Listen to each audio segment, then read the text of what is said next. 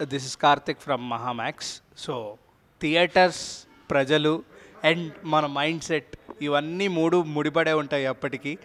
మనం పుట్టిన దగ్గర నుంచి పోయే వరకు సినిమా అనేది మనకు ఒక ఎమోషన్గానే ఉంటుంది, కానీ అది ఎప్పుడూ ఒక వర్క్ లేకపోతే ఎందుకు చూడాలా అని చెప్పేసి ఏ మనిషి అనుకోడు. సో అట్లాంటి థియేటర్స్ గురించి ఇప్పుడు మన ముందు ముత్యాల రామదాస్ గారు ఉన్నారు. సో ఆయనతో అడిగి చర్చించి ఒకసారి తెలుసుకుందాము, అంటే ఇప్పుడు ప్రజెంట్ సిచ్యువేషన్ ఎలా ఉందని చెప్పేసి.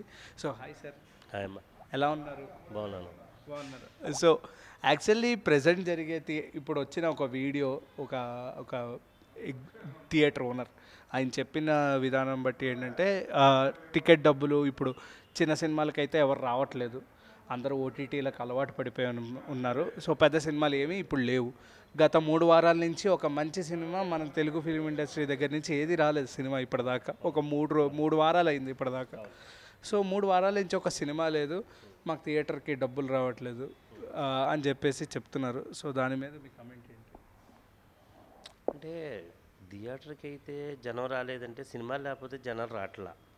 సరే, సినిమాలు ఉన్నప్పటికీ కూడా బాగోకపోతే కూడా జనం రావట్లా.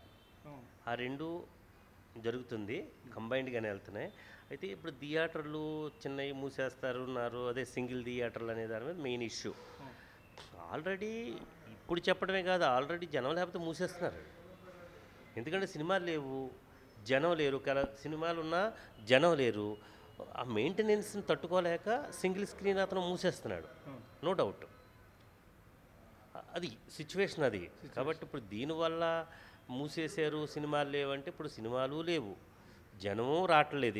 ఏదైనా మామూలు సినిమాలు వేస్తుంటే అప్పుడు ముయ్యికి ఏం చేస్తాడు? ఎందుకంటే ఎలక్ట్రిసిటీ, మెయింటెనెన్స్ కూడా ఉంటుంది కదా.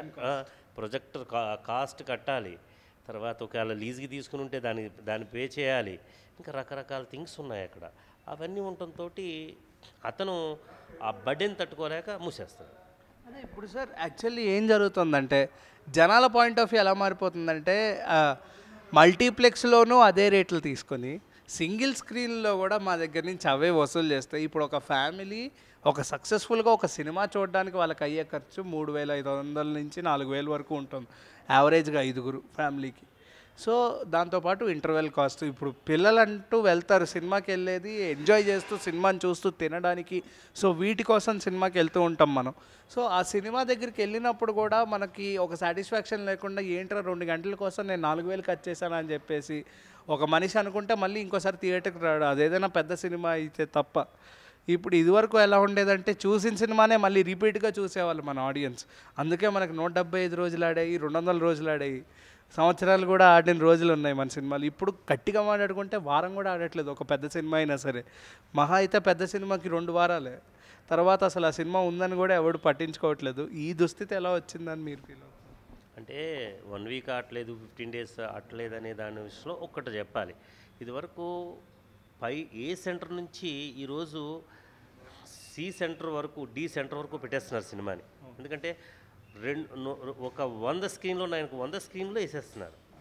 కాబట్టి ఆ ఎక్స్‌ప్లాయిటేషన్ అనేది 1 వీకు 15 డేస్లో అయిపోతుంది. ఏదో పెద్ద బాహుబలి లేదా హనుమానం లేదా పెద్ద సినిమాలు, ఏదో పవన్ కళ్యాణ్ గారితో, మహేష్ బాబు గారితో, చిరంజీవి గారితో ఇలాంటివి తప్ప ఉన్నాయన్నీ, ఏదో రామ్ చరణో, అల్లు అర్జునో అలాంటి సినిమాలు తప్ప ఉన్న సినిమాలన్నీ ఎక్స్‌ప్లాయిటేషను ఈజీగా చేసేస్తున్నారు. ఇది తక్కువ కాలంలో ఎక్కువ థియేటర్లు వేసేయటం కారణంగా ఆడియన్స్ అన్ని చోట్ల చూసేస్తున్నారు.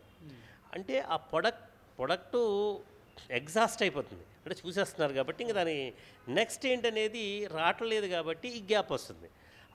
అది తప్ప మనం మెయిన్గా ప్రొడక్ట్లో ఎక్కువ వస్తూ ఉంటే 1 వీక్ అయినా 15 డేస్ అయినా పడుతుంది, ఇంకా అంతకన్నా ఎక్కువ ఏం ఆడతాయి. ఆ తర్వాత ఏంటంటే కొన్ని ఓటీటీల్లో వచ్చేస్తున్న తర్వాత చూద్దాం అనేది కూడా ఆడియన్స్లో కొంతమంది అందులో చూద్దాంలే అనుకుంటున్నారు. కొన్ని సినిమాలు ఇది నేను స్క్రీన్ మీదే చూడాలని కొంతమంది అనుకుంటారు. అలాంటి అప్పుడు ఖచ్చితంగా ఆడియన్స్ చూస్తున్నాడు. అయితే బర్డెన్ అంటున్నావు అనేది రైటే. ఏ సెంటర్కి, బి సెంటర్, సి సెంటర్కి తేడా లేకుండా ఇప్పుడు ఏం అడిగావు నువ్వు? అదే మల్టీప్లెక్స్కి ఉన్న కాస్ట్ సింగిల్ స్క్రీన్కి కూడా ఉంటుంది. ఇప్పుడు మల్టీప్లెక్స్కి 250 తీసుకుంటే సింగిల్ స్క్రీన్కి 175 తీసుకుంటున్నారు. పెద్ద డిఫరెన్స్ లేదు. కాదు, ఈ రేట్ వ్యత్యాసం మల్టీప్లెక్స్లో అయినా సింగిల్ స్క్రీన్స్ అయినా కొంచెం బర్డెన్గానే ఆడియన్స్ ఫీల్ అవుతున్నారు. ఎందుకంటే అది అయితే ఏంటంటే ఇప్పుడు ప్రొడ్యూసర్ పాయింట్ ఆఫ్ వ్యూ ఇంకొకళ్ళు ఈ మా ఇండస్ట్రీ తరపున ఏమంటారంటే క్రోర్స్ ఆఫ్ రూపీస్ దాని మీద ఇన్వెస్ట్ చేస్తున్నాం, టికెట్ మీద ఆ మాత్రం రాకపోతే ఎలాగా అనేది కూడా ఉంది. కానీ దానివల్ల వీళ్ళు అనుకునే దానివల్ల ఉపయోగం లేదు. ఎందుకంటే ఆడియన్సే రాకపోతే ఎన్ని క్రోర్లు తీసి ఏం చేసి ఉపయోగం లేదు కదా. కాబట్టి ఆ రేట్ వేరియేషన్స్ను కూడా చెప్తున్నారు. అది కూడా ఒక రీజన్ కావచ్చు. ఇప్పుడు హనుమాన్ సినిమా ఉంది సార్. హనుమాన్ సినిమాకి టికెట్ రేట్ పెట్టిన కాస్ట్ ₹115 బాల్కనీ, సారీ ₹150 బాల్కనీ, ₹115 ఏమో ఫస్ట్ క్లాస్. మిగతా RRR లాంటి సినిమాలకి లేకపోతే ఆ పెద్ద పెద్ద సినిమాలు సలార్ లాంటి సినిమాలకి చూస్తే ₹250 బాల్కనీ, ₹150 ఏమో ఫస్ట్ క్లాసు.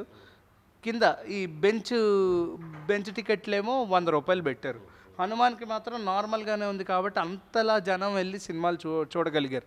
ఇప్పుడు ఈ పెద్ద సినిమాలకి అంత పెట్టినా సరే RRRకి మనకి బాహుబలికి అప్పట్లో ఉన్నంత RRRకి అంత వ్యూయింగ్ రాలేదు, రిపీట్ వాల్యూ వాచింగ్ రాలేదు. అంటే ఇక్కడ రెండు విషయాలమ్మా. ఇప్పుడు నువ్వు హనుమాన్ చెప్పచ్చు, రేట్ ఫ్యాక్టర్ గుడ్ ఉంది, రిపీటెడ్ ఆడియన్స్ ఉన్నారు, బట్ ప్రతి ఒక్క తరగతి చూడటానికి అవకాశం దొరికింది, అలాగే రెవెన్యూ వచ్చింది. నిజమే, ఇది ఫ్యాక్టర్ని ఎందుకంటే మనం ఎవరేదో అనేసుకోవటం కాదు, కానీ ఇక్కడ సంథింగ్ ఉంది. నిజమే, ఆ ఫ్యాక్టర్ ఉంది. అలాగే రిపీటెడ్ ఆడియన్స్ కూడా వచ్చారు ఆ సినిమాకి. హనుమాన్ థియేటర్ చూశారు, అదే రిపీటెడ్గా చూశారు, కాస్ట్ అన్నీ కలిసి వచ్చినాయి. అవును. ఇప్పుడు సలారు ఈ సినిమాలకి ఈ సినిమాలు కూడా చాలా బాగున్నాయి. అదే రేట్ ఫ్యాక్టర్లో ఫెయిల్ అవుతుంది అనేది నీ క్వశ్చన్. అంటే రేట్ ఫ్యాక్టర్ కూడా ఉండి కూడా ఆగుతున్నారు. దాంట్లో చూద్దాంలే, మన ఓటీటీలో చూసుకుందాంలే, ఎంత పెట్టి వెళ్ళాలా, ఎంత ఖర్చు అవుతుంది అని కూడా కొంత థింకింగ్ వచ్చింది. సో దీనికి రిడక్షన్ ఏమనుకుంటున్నారు? అంటే దీనికి ఒక సొల్యూషన్ ఏంటి మన ఇండస్ట్రీ దగ్గర నుంచి? ఏమీ లేదు. ఇప్పుడు నువ్వు ఆడియన్ పాయింట్ ఆఫ్ వ్యూలో రేట్ తగ్గించాలంటారు. అక్కడికే ఆంధ్రప్రదేశ్ గవర్నమెంట్ ఒకసారి వేసి రేట్లు తగ్గించడం ఇవన్నీ ఇలా పెట్టారు. అటు పెట్టినప్పుడు అసలు ఏమీ రావట్లేదని ఎగ్జిబిటర్ కూడా బాధపడుతున్నాడు, డిస్ట్రిబ్యూటర్ బాధపడుతున్నాడు. ఎందుకంటే కాస్ట్ పెరిగిపోయినాయి సినిమా బయ్యింగ్లో. ఇవన్నీ రకరకాల ఫ్యాక్టర్స్ ఉంటాయి, బట్ ఏదో ఒక రోజు మాత్రం ఇవన్నీ చర్చించుకోవాల్సిందే. కానీ ప్రజెంట్ ఈ ఓటీటీల వల్ల, ఈ ఓటీటీ ప్లాట్ఫామ్స్ వల్ల ఎప్పుడైతే సినిమా వచ్చిందో 30 రోజుల్లో సినిమా ఎవరి మొబైల్స్లో వాళ్ళకి వచ్చేస్తుంది. అది ఒక పెద్ద మైనస్ అనుకోవచ్చా సార్? ఇదివరకు ఉన్న పరిస్థితుల్లో ఎగ్జిబిటర్స్ బాధపడలేదు, ఆడియన్స్ బాధపడలేదు, డిస్ట్రిబ్యూటర్స్ బాధపడలేదు, ఆడియన్స్ బాధపడలేదు. ఒక మ్యూచువల్ అండర్స్టాండింగ్తో వాళ్ళు సినిమాలకు వెళ్ళేవాళ్ళు, వీళ్ళు సినిమాలు అలాగే మనకి అందించేవాళ్ళు. సింగిల్ స్క్రీన్లో అయినా సరే, మల్టీప్లెక్స్లో అయినా సరే. అప్పట్లో మల్టీప్లెక్స్లు చూసుకుంటే ఒక 3-4 ఉండే ఒక ఊరికి. బట్ ఇప్పుడు చాలా మెయిన్ థింగ్ ఏంటంటే అమ్మా, నువ్వు అన్న దాంట్లో ఓటీటీ అనే ఎఫెక్ట్ అయితే ఉంది, చాలా ఉంది. ఎందుకంటే అది 20 రోజులకి, 2 వారాలకి, 3 వారాలకి వచ్చేస్తే ఇంకా ఆడియన్స్ ఎందుకు వస్తాడు బడ్డెన్ తీసుకుని? ఆ మిస్టేక్ అయితే ఉంది. దాన్ని సవరించవలసింది ఇండస్ట్రీనే సవరించుకోవాలి అది. ఎందుకంటే producer point of view, producer ఇక్కడ అమ్మేస్తున్నాడు, అక్కడ ఓటీటీకి ఇచ్చేస్తున్నాడు నాన్ థియేట్రికల్ రైట్స్. ఆ రెండింటిని బేరీజ్ చేసి అరే మనం అమ్ముతున్నాం, కొంతకాలం ఇలా ఉండాలనేది అది మా ఛాంబర్లో కూడా ఎన్నో సార్లు జరిగినాయి. పెద్దవారు సురేష్ బాబు గారు లాంటి వీళ్ళందరూ కూడా డిస్కస్ చేశారు, రాజు గారు వీళ్ళందరూ. కానీ అది ఎక్కడ ఇంప్లిమెంట్ అవ్వలేదు. ఎవరికి వాళ్ళకి వాళ్ళు పని చేస్తున్నారు. అదే రకరకాలు వచ్చిన తర్వాత ఇంకా ఆడియన్స్ ఎందుకు వస్తాడు థియేటర్కి? అన్ని ఈ ఫ్యాక్టర్స్ అన్నీ కూడా థియేటర్ మీద ఎఫెక్ట్ చూపిస్తాయి. అవును. Thank you sir, thank you for your valuable information. ఒక మంచి ఇన్ఫర్మేషన్ ఇచ్చినందుకు థ్యాంక్ యూ సార్.